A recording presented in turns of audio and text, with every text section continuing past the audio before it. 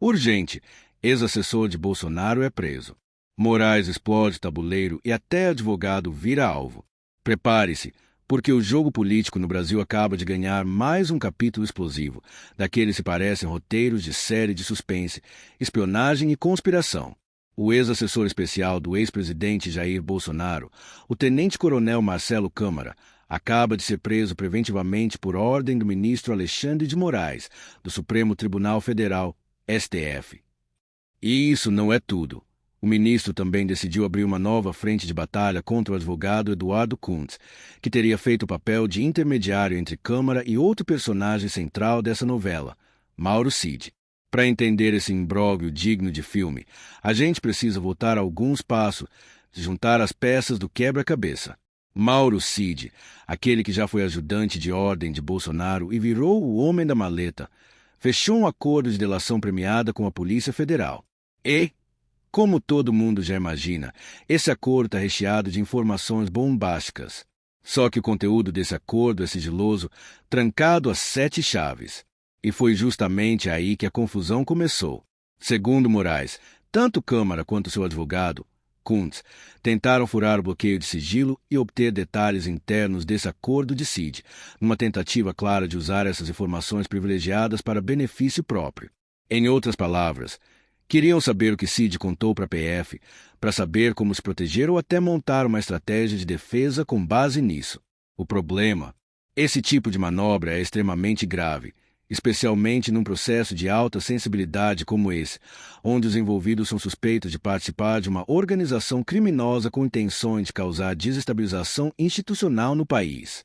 Isso inclui, pasme, planos para monitorar, sequestrar e possivelmente assassinar autoridades públicas, incluindo o próprio Moraes, o presidente Lula e o vice Alckmin. Moraes, então, não pensou 2 vezes. Viu nessas tentativas de comunicação uma ameaça direta à integridade das investigações. E foi implacável. Determinou a prisão preventiva de Câmara, instaurou um inquérito contra o advogado Eduardo Kuntz e ordenou que os 3, Câmara, Kuntz e Mauro Cid, sejam ouvidos pela Polícia Federal em até 15 dias. Agora segura essa. Mesmo depois de estar em liberdade provisória sob condições claras e rígidas, como a proibição de manter contato com outros investigados, Câmara deu um jeito de burlar as regras. E como? Usando seu próprio advogado como ponte para se comunicar com o Cid. O advogado, por sua vez, admitiu ao STF que teve conversas com Mauro Cid através de um perfil do Instagram que seria da esposa do delator, o mesmo Mauro Cid que estava proibido de usar redes sociais. Essas conversas aconteceram inclusive dentro da Sociedade Hípica de Brasília, um clube frequentado pela elite política, onde os encontros pessoais teriam ocorrido longe dos holofotes. Tudo isso foi revelado em reportagens de revistas nacionais e foi a gota d'água para Moraes. Segundo o ministro, as evidências indicam que, com Câmara solto, a possibilidade de interferência, obstrução e manipulação de provas era real e iminente. Por isso, determinou o retorno imediato do ex-assessor à prisão. Dessa vez, sem previsão de liberdade. O ministro ainda foi além e disse com todas as letras: Marcelo Câmara é um agente de extrema periculosidade. Segundo ele, não se trata apenas de um assessor ou ex-militar, mas de um integrante de uma organização criminosa com intenções violentas e antidemocráticas. Ele relembrou que esse mesmo grupo já havia sido citado em investigações anteriores como responsável por planejar ataques diretos contra figuras-chave do governo e da justiça, o que transforma esse caso de comunicação indevida num possível ato de sabotagem institucional. Mas Moraes também não deixou passar a ousadia do advogado. A conduta de Eduardo Kuntz foi considerada absolutamente inaceitável.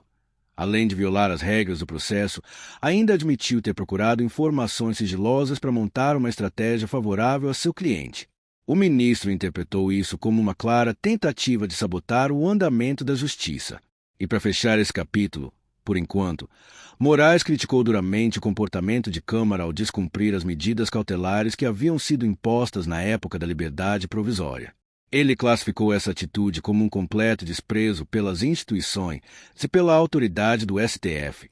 Ou seja, o cenário é o seguinte: um ex-assessor de Bolsonaro preso, um advogado na mira, um delator envolvido em nova polêmica e o STF ligando o alerta vermelho.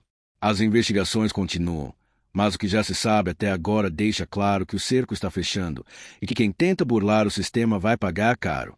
Esse é só o começo de mais um capítulo tenso e cheio de reviravoltas na política brasileira. E se você acha que acabou, pode esperar, porque ainda tem muita bomba para explodir nos próximos dias. Se você quer aprender como ter o próprio negócio, clique no link da descrição.